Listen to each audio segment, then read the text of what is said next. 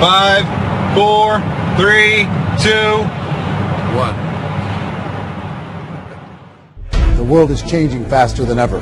What used to take decades is now taking years or even months. What you see right now is the illusion that people have had for many decades about the workplace being this secure place to work the rest of your life. For the first time in the history of our nation, our children will not do as well as us. We've seen our friends get laid off. We've been laid off. We've had our pay cut. People are overworked and underpaid. They seem to have less time and less freedom.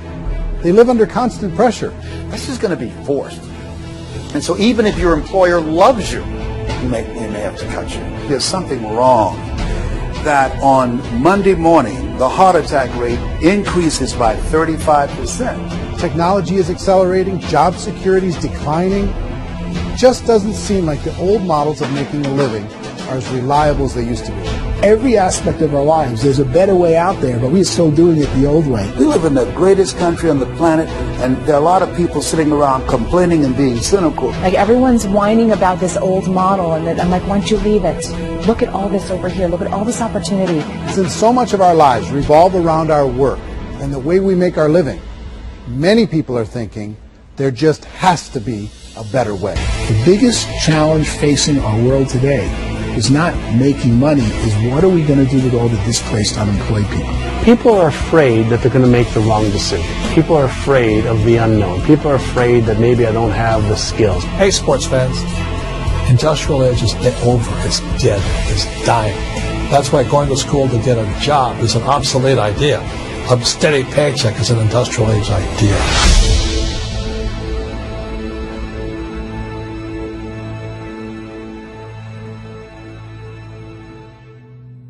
It's the search for answers that has brought us here together today. My name is Eric Worre, and for almost 30 years I've been an entrepreneur, struggling at times, but ultimately succeeding. As a best-selling author, speaker, and business owner, I've spent my entire career helping millions of people around the world to become entrepreneurs. And I believe strongly that there is, in fact, a better way when it comes to how we make a living. The career landscape has changed dramatically, and many are still working in a model that is completely out of date. What worked for previous generations isn't working as well for people today. In this film, we're going to explore 3 important questions. First, what's really going on in our working world today? Second, in this new economy, is it better to become an entrepreneur, or is it safer to work for someone else?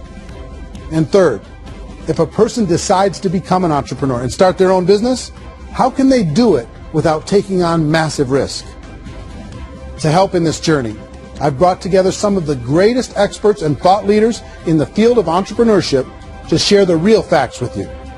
My intention is to give you new information that will allow you to make choices that are not limited by an old, outdated model. Let's start by understanding what's going on in our working world today.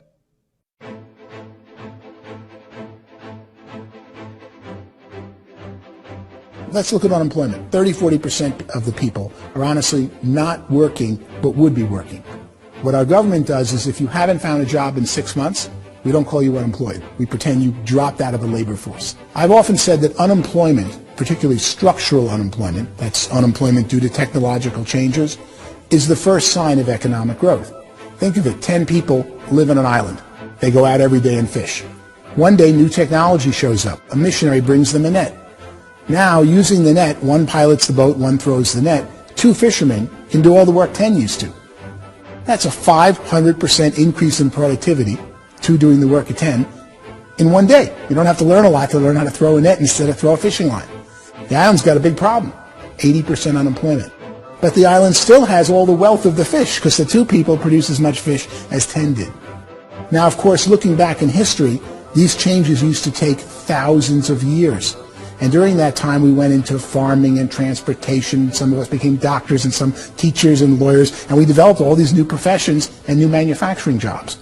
Today, these changes are occurring literally in one day when a new technological advance occurs. And we don't have the social structures to deal with it or to retrain the unemployed people. So one of the things that I think is interesting as I travel across the country and really travel around the world is the way that we work and the way we get paid for work is changing pretty dramatically.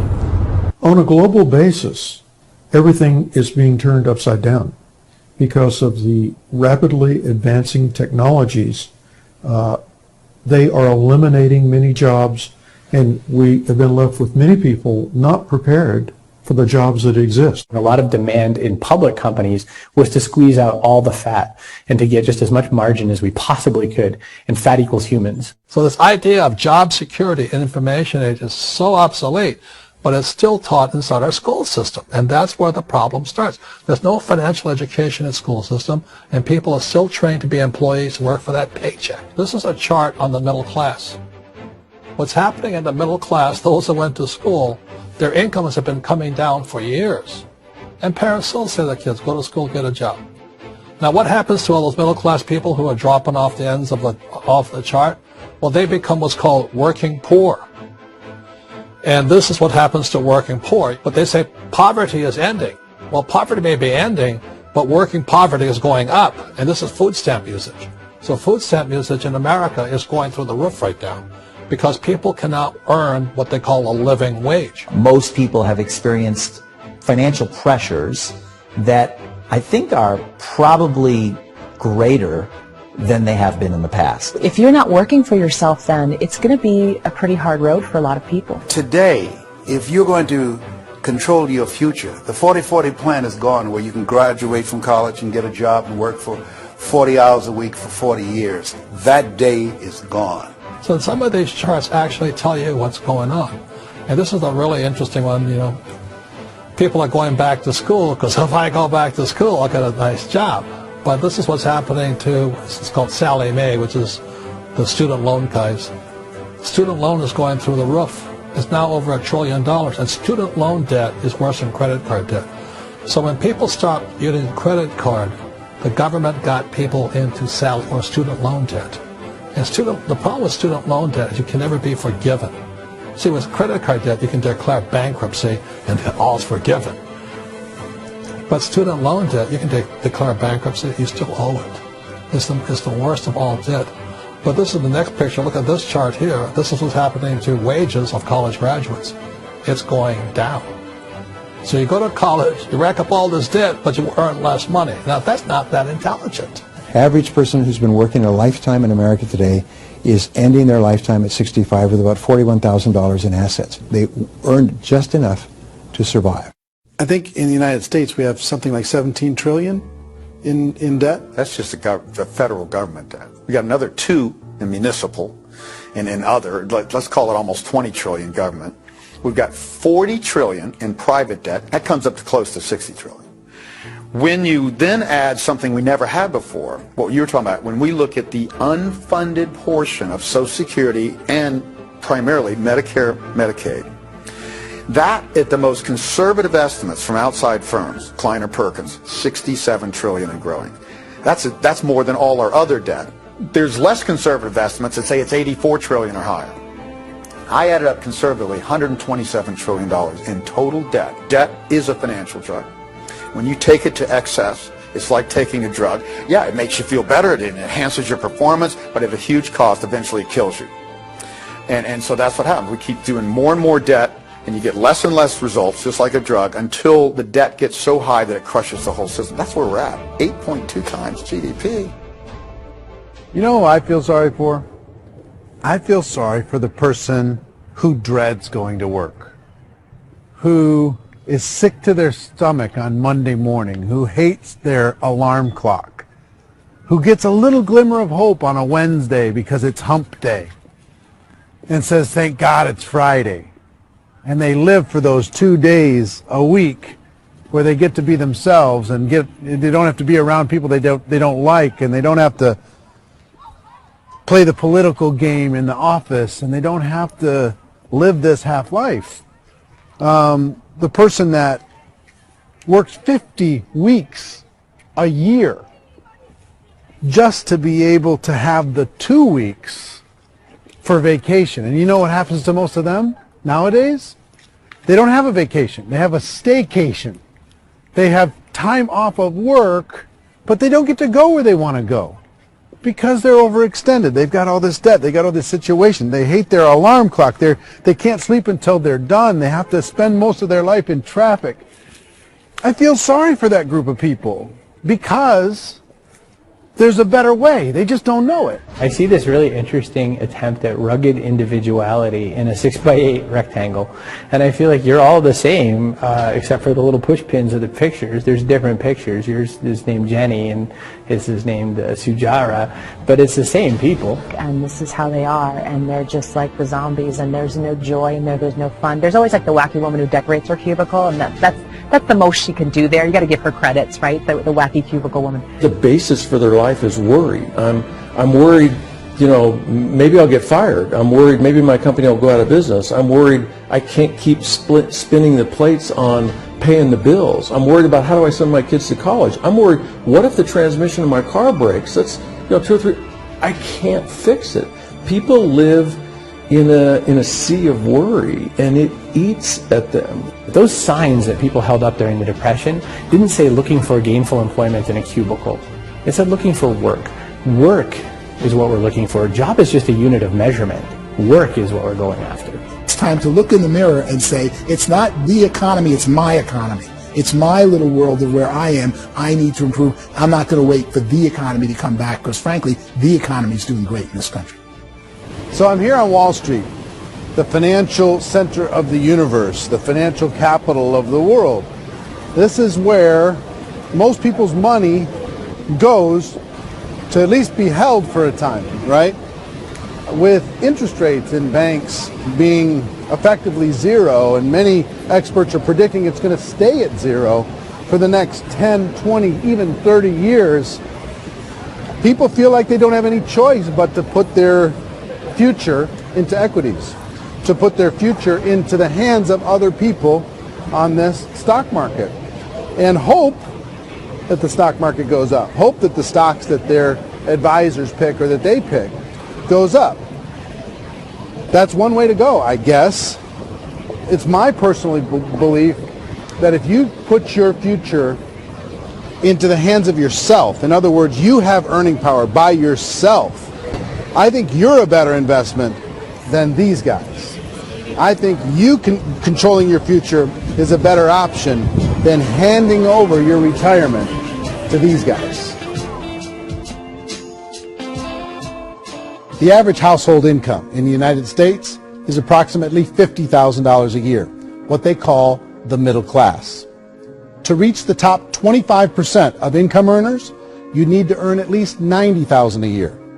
To reach the top 10% would be a household income of $140,000, the top 5% $190,000, and to be in the top 1%, you'd need a combined household income of at least $380,000 a year. So here's the question. What do you think would give you the best chance to move up and get to the top 10%, the top 5%, the top 1% or beyond? In my opinion, and in the opinion of many, many experts, the answer is to become an entrepreneur, to become your own boss. The spirit of the entrepreneur is to be a risk taker and to be resourceful and unstoppable and to have a vision of yourself beyond where you are and not willing to settle for life as it is. Think about the great entrepreneurs. They're visionary. They have heart. They're willing to do today what others won't so they can do tomorrow what others can't. Personally, I don't think of the new economy, the old economy. I create my own economy. The entrepreneur's in control. I decide what the economy is going to be like. In the world of entrepreneurship, there are no limits. You can make as much as you want, depending on how much you want to work and how smart you are and how great a team you put together. There's no more lifetime rewarding business than being an entrepreneur. Why in America, where anyone could be anything, would people want to give up their freedom and become effectively a modern-day slave, told shut up and be here every morning at 7:30, leave at 5:30, and do what I tell you? If people decide to become an entrepreneur and work for themselves, they have some traditional options, but they're riskier than you might think. Any kind of a retail business, retail build-outs, is extremely expensive. Even just these small little yogurt stores where they're putting little yogurt machines and you get all the different flavors, you're spending $200,000, $300,000, $400,000 to open a yogurt shop. I would love to buy a Dunkin' Donuts, but it's $500,000 or so to start. I don't quite have that just in case. In our search for a better way to make a living, we've come to the conclusion that becoming an entrepreneur is actually safer than being an employee. And through our look at the entrepreneurial options, one particular path kept coming up from expert after expert. And I think most people will find it surprising because it's certainly a non-traditional business model. That model is for people to start their own business and become an entrepreneur through the creation of a network marketing business. Some people call it direct selling because the product is being sold directly from the manufacturer to the end consumer, cutting out the middlemen. Other people call it multi-level marketing, or MLM, because there are multiple levels of commissions paid. The most common term today is network marketing, because network marketing best describes using a large group of independent distributors, independent entrepreneurs, to move a product or service more efficiently. So my friend here, Donald Trump, and I, we always write about the network marketing industry. And the reason we support the network marketing industry is because it really is a business school for entrepreneurs. Because most people come out of school looking for a paycheck. Oh, that's terrible. I went to network marketing like that. I think if it didn't exist, we should invent it. It is that good. I think direct selling is a great way to do business today. It's very easy to get into that industry, and you can be self-employed, be, in effect, an entrepreneur. When we see multi-billionaires adding network marketing companies to their portfolio of companies, that would be a clue. When we see people who are very famous authors and very famous business people endorsing the industry, that would be a clue. These network marketing companies aren't $50 million companies. They're billions and billions of dollars. They lead the stock market. They're major companies. When we're going to get it? You know, and you're going to school to work for a paycheck, but if you want to be rich, be an entrepreneur, and network marketing gives you the spirit to be an entrepreneur. A traditional company will spend up to 50% of their total revenue on marketing. Network marketing companies use a different approach. Instead of having all that extensive marketing expense, they utilize a network of independent distributors to do the marketing for them. Now, why do they do this? First, because word-of-mouth advertising is so much more effective today than traditional media advertising. Second, some products need to be explained or demonstrated, and an independent salesperson can do that more effectively than an ad campaign. Third, it's completely efficient. The company only pays for the marketing of their product if a sale happens and not before. Imagine if Amazon allowed you to become an independent distributor and paid out 40% of its revenue to that distributor group.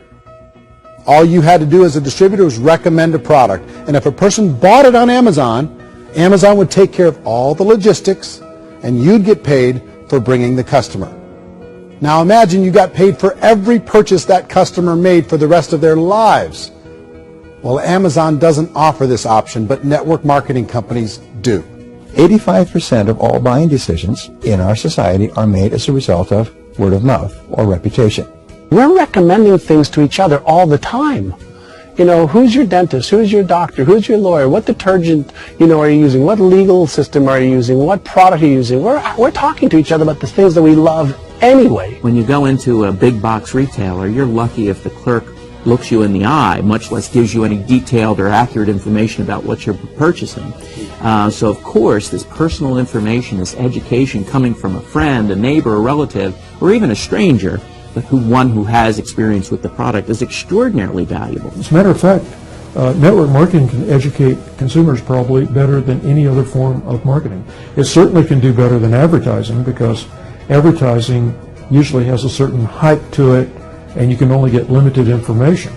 So, network marketing trumps advertising. If you were a typical sales company and you wanted to sell $1 million a month worth of product, you might go find 100 superstar salespeople. The quota would be $10,000 a month. So network marketing as a distribution system just flips the numbers. So we use 10,000 happy, raving fans of a particular product, and we don't concern ourselves so much with how much product each one of them individually sells. If they sell just $100 or $200 a month, and there's 10,000 of them, you're selling $1 million to $2 million a month worth of product. And that's the best way I can explain how network marketing works. This is the marketing arm of the company. There's not money being wasted on bricks and mortar. There's not money being wasted on inventory that's sitting stagnant somewhere. There's not of employees standing around that don't have customers. These are people that are going to connect with customers. These companies allow people to become independent distributors for extremely low cost and with no minimum time or sales quota. Essentially, they own their own business and can provide as much or as little sales as they choose. In other words, the distributor gets all the benefits of traditional business ownership without the risk. The advantage of network marketing is the ease of entry, the low risk, and the low startup cost, because almost everything else has very high risk. You can get in for a minimal investment. You're buying into a system that's already been proven, products or services that have been proven to work. The keys to network marketing is providing an opportunity for the masses to get involved, providing an opportunity for the average person who doesn't have the resources to start their own business. All of this so far is fairly straightforward, but network marketing offers another benefit, and it's this benefit that makes it so interesting for entrepreneurs. Network marketing allows a distributor to build their own network of other distributors and then compensates them on the sales created by that entire group. Direct selling is, at its base, very simple. It's the sale of a product or service to an individual on a face-to-face, one-on-one basis, just the way we're talking right now. But there's an important element as well, and that's the offering in conjunction with that sale of product, the offering of an opportunity for someone to make something of themselves. No matter what your social status is, no matter what language that you speak, I mean, look how many unbelievable people are becoming successful to speak every kind of language out there. What an awesome gift to give the world. Instead of having to work your way up in a system and prove that you could be a sales manager, they just decided everybody can be a sales manager. Everybody gets to build a sales team from day one. And so what that brought into the system of growth as a direct selling company is the concept of compounding or geometric progression. Because now you can actually grow sales force very quickly because everybody is enrolling people in their own sales force. People who are like, oh, this is weird, I'm building a sales team, or what do you think you do at a regular company? How do you think a regular company works? Network marketing is the only industry that doesn't say your past determines your future. It looks at your past and says, okay, now what can we train you to do so you can have a great future? Every other employer out there wants to exploit you for what you already know, not teach you something new. Network marketing has the potential to save the United States and the world because it's going to teach people not to be employees but to be entrepreneurs.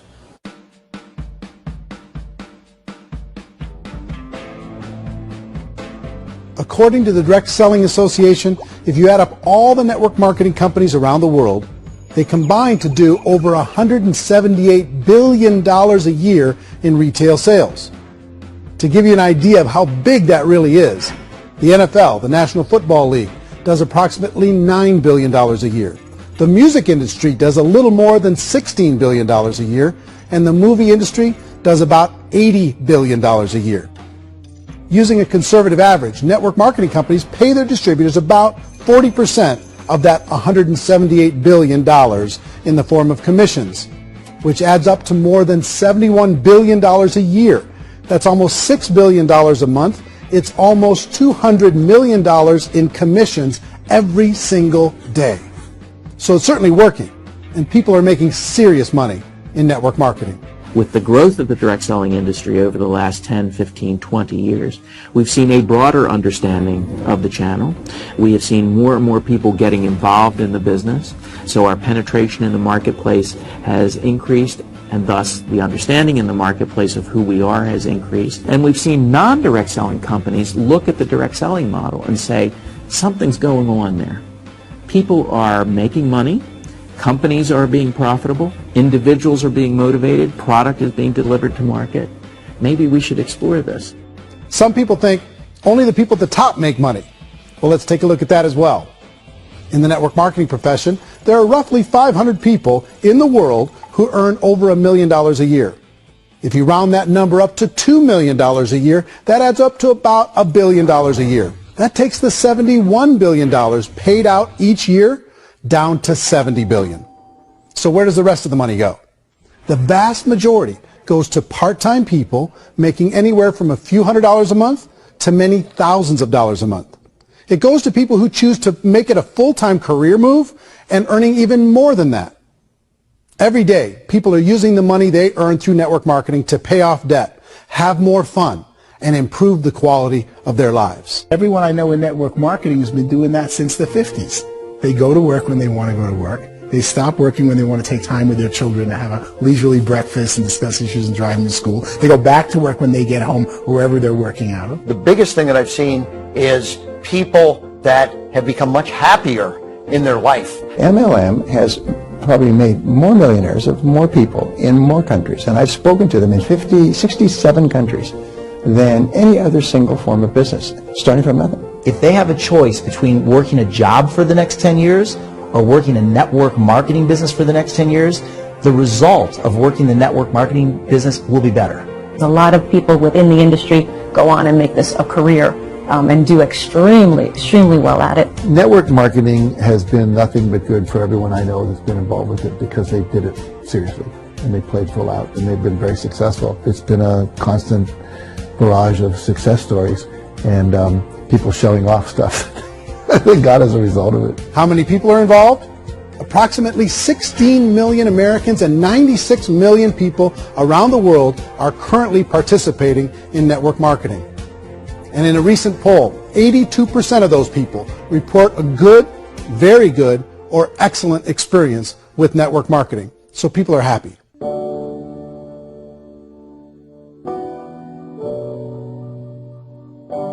So I've taken a look at the network marketing profession and really tried to understand why so many people are confused as to the validity of this as a business. One is this pyramid shape. People get really messed up with this pyramid. Oh, it's one of those pyramid things. So I just think there are a lot of haters out there who really don't understand the industry and say, oh, it's a get-rich-quick scheme. It's a pyramid. Well, corporate America is a pyramid scheme. You know what I mean? It goes like this. You have thousands of MBAs, let's say working for Ford or General Motors or Coca-Cola. If all these MBAs are all trying to get to here, that's a pyramid. Only one guy's going to make it. Every 10 years, one's going to make it. Whereas you look at network marketing, it's like this. So you're here, and your job is to develop other CEOs coming up behind you. So it's an inverse pyramid. In network marketing, it's a very simple concept. If you sell product, you get paid. It is paid based on production. There is no first mover's advantage. There is no investment component where the more somebody spends, the more they're entitled to make. So the two are polar opposites of each other. It doesn't matter what shape the company is or the compensation plan is shaped, whether it's a circle or a pyramid or a triangle or a trapezoid, it doesn't matter. If compensation is coming primarily from recruitment, then you've got a problem.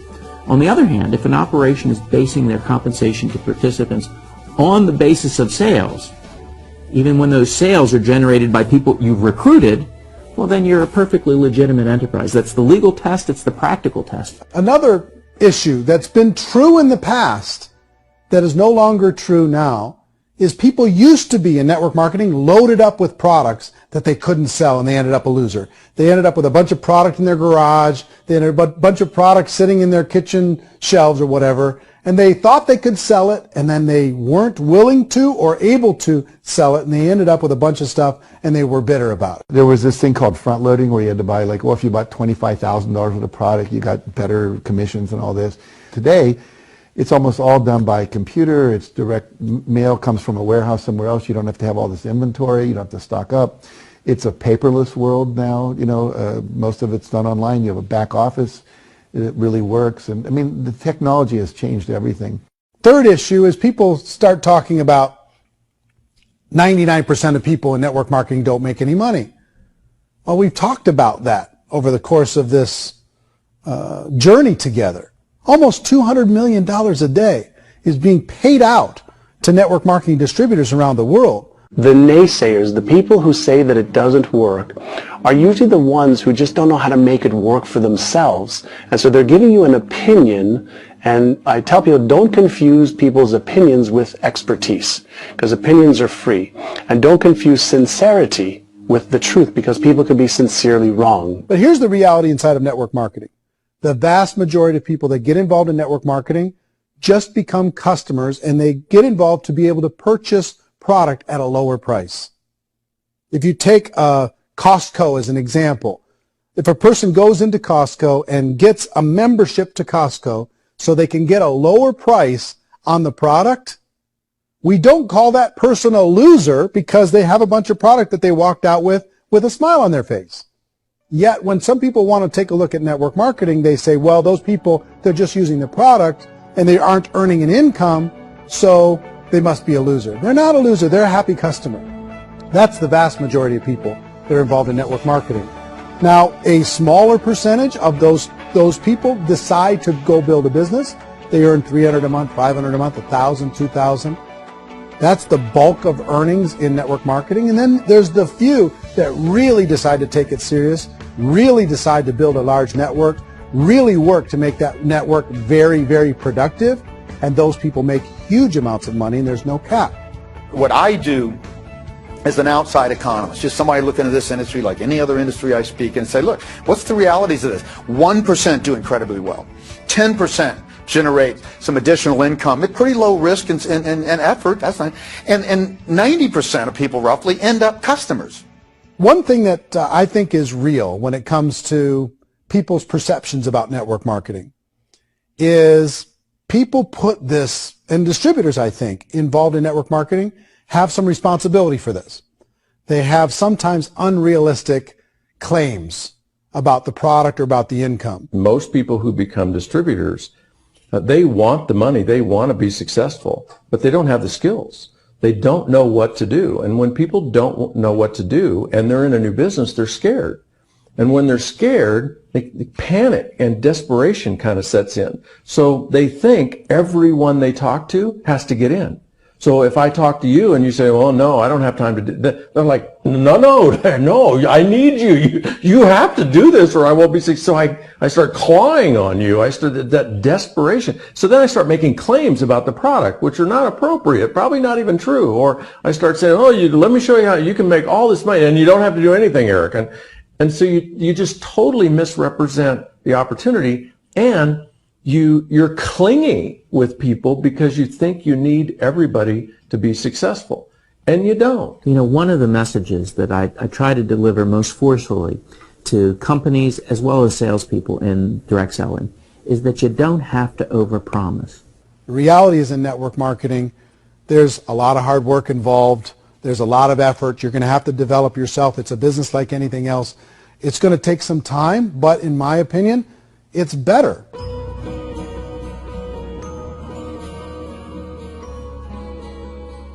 It's light years better for people starting today than it was even 5 years ago. I think it's more widely accepted now, and people understand it is a business. It is being an entrepreneur. It is being a business owner. Our belief system is based upon our evaluation of something, and frequently if we reevaluate a situation, our belief about that situation will change. The industry has changed and it's grown up. It's totally transformed. You've got young people today that have grown up with social media, and they understand networks. They understand how people are connected through technology, and they understand how money flows through those networks. So when they see network marketing, they don't see it the way their parents saw it. And we've all learned, the larger industry that you represent, has all learned from those mistakes and flaws and errors that have happened early on. Early algorithms didn't work the right way. That's all fixed. It's like when they design a computer program, they design the program, then they run it, and then they go back through and they debug it. The MLM industry has been debugged. This is the day of being virtual, being able to run a business from your mobile phone. I mean, it's incredible. Companies are getting smarter. They're implementing more consumer protections. They're implementing more compliance training. They're doing more with respect to product research. If you do get involved and you make purchases of inventory, even on a voluntary basis, if you decide that this business is not for you, you can leave and have that inventory repurchased by the company. There's no other business that offers that kind of protection on a voluntary, self-regulatory basis.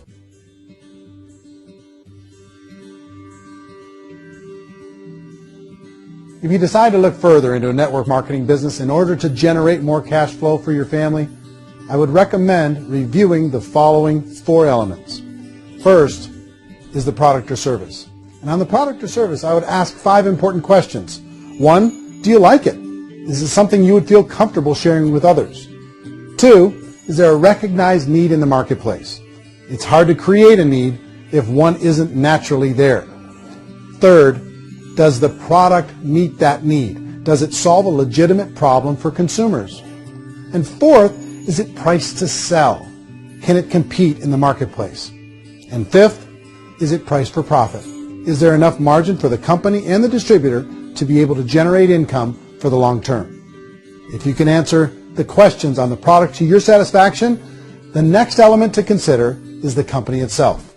Is it well run? Do you believe in the founders or the management team? Do you feel they have what it takes to go all the way? See, it doesn't matter how good the product is if the management can't take care of the company. Good management can change with the times. They can handle adversity. They can make good decisions. Make sure you choose a company that can serve you for a long time. The third element to consider is the compensation plan. And with that, there are 3 important things to look at. First, a brand new person needs to be able to generate some money fairly quickly. It may be an obvious reason, but you can probably imagine the ripple effect of a distributor getting involved and having even a small victory fast. That can only help with the overall success of the organization. Second, a person should be able to develop a moderate part-time income in a reasonable period of time. As they develop their network and as their sales grow, they should be able to enjoy more benefits. And third, for the people who are really serious, for those who decide to really go pro in the network marketing profession, there should be the possibility to make a serious full-time income if they work hard and are committed to developing their skills.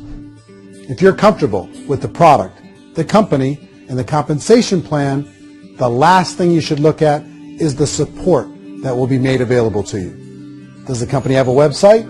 Does it have a solid online reporting tool? Do they have comprehensive training available? Do they host events to help you build your business? If you decide to do this, what kind of a support system can you plug into? Choosing a network marketing company is a personal decision. But evaluating the 4 elements of product, company, compensation plan, and support is a great place to start. Is the company promising that you're going to get rich quick or that you can make a lot of money without a lot of effort? That's a red flag.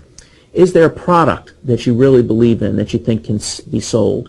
Or are you being told by salespeople or the person who's trying to recruit you or by the company itself that don't worry about the product, all you have to do is recruit other people into the business? Red flag, warning sign. If you're hearing that, take a second or even a third look. Get to know the customers, the products, the business, have some success, and see where the opportunities might take you to move up in the organization. You want to find out how concerned are they about my education, my training, and my development? Is there a space for me to grow? Most important question. Learn everything that you can about the product. Make sure it's something that you believe in, and learn everything you can about the industry and work that system. You have to be very passionate about whatever that company is doing. I would get involved. You can always test drive anything, you know, the product, the service, the community, and then lean into it a bit. If it feels good, then lean into it a lot. Behind me is the Lincoln Memorial. And this is a place where Martin Luther King Jr. had his famous I Have a Dream speech. And at that speech, he talked about his dream for equality for everyone around the world, and that's a noble dream. But I think more people need to remember what it was like when they were kids and the dream was still alive in them. Before it got beaten out of them by reality, by this paycheck, by these responsibilities, and by having to live for this job to pay the bills. I think people need to remember that, go back to that. Once they know that there's a better way, I think their future is going to be much brighter. They can live a better life.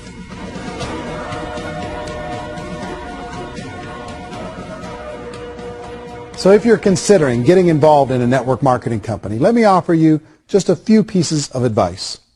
First, network marketing isn't perfect. It's emotional. It's challenging. Like any entrepreneurial venture, It can have its up days and its down days. But if you have an entrepreneurial bone in your body, it's just better. Second, if you're going to do it, decide to be professional. Decide to go pro. It's better to do that than just be this amateur sticking your toe in the water. Third, as any professional, you're going to have to learn some new skills. And I promise you, inside of the network marketing profession, they're not too difficult to learn. Fourth, like anything worthwhile, it's going to take some time. Don't expect that you're going to get to the finish line right out of the gate. And fifth, it's worth it. It's worth it to be able to take charge of your life again. It's worth it to be able to control your own financial situation. It's worth it for the people you're going to be able to spend time with. It's worth it for the things you're going to be able to see and the experiences you're going to be able to experience. It's worth it for the causes you're going to be able to contribute to, the lives you're going to be able to touch, the customers you're going to be able to help, the friendships you're going to be able to develop. I promise you, it's worth it. Remember, most people are searching for answers just like you are. But I do have to tell you the catch to network marketing. If there is a catch, if you want to understand this from an emotional point of view, people say, well, it sounds too good to be true. It's not. It's hard work. But here's the catch. Most people still don't understand it. So you're going to have to endure the loss of social esteem from ignorant people. The uneducated will think less of you. Now, if you can handle that, you're on your way. If that's going to destroy you, you know what? Entrepreneurship in general probably isn't in your future. If you can face that catch, you can become unstoppable. I want everyone to really contemplate this if they're not in network marketing. You're in a job, you probably have a mortgage, you have rent, you have debt, whatever's going on. You're in a prison. You work just hard enough to keep them from firing you, and they pay you just enough to keep you from quitting. Come on! I've been there, done that, and bought that t-shirt. In network marketing, if you run into failure, it's really just a homework lesson for yourself. There's no one to blame. You really have no excuse not to be successful. You just don't. People don't want to hear that, but there's so much available to you. If you want to be a good network marketer, be a student to the people above you, be a fellow traveler to the people on the same level, and be a teacher to those below, and know when it's appropriate to do which. People who are not afraid of asking people to buy things, or not afraid of persuading people with a chance they may say no, these people own the future. Nothing happens until something moves. So you got to go move, you got to go do something, or nothing's going to change in your life. In the beginning, you're going to do a lot of things that you don't get paid for. But as you go down the road, you get paid for a lot of things that you don't do. And your job is rehabilitate the spirit, the entrepreneur spirit in all of us. You get it back. You either give it a strong yes or a strong no, but no wishy-washy, dilly-dally stuff in the middle. There's dreams and there are nightmares, but I believe that the biggest nightmare of all is when you don't pursue your dream. You're going to see some monumental growth in this profession. It's an exciting, exciting time to be involved in the network marketing profession. The next 10 years, I see just exponential growth. When that tipping point comes, it's not a matter of asking somebody, have you ever heard about network marketing? You're really asking them, which company are you building your wealth in? We are here to fix the world, to improve relationships with other people, to improve other lives. And the real reward comes as an entrepreneur at any level from teaching somebody something and watching them soar. There is no greater reward.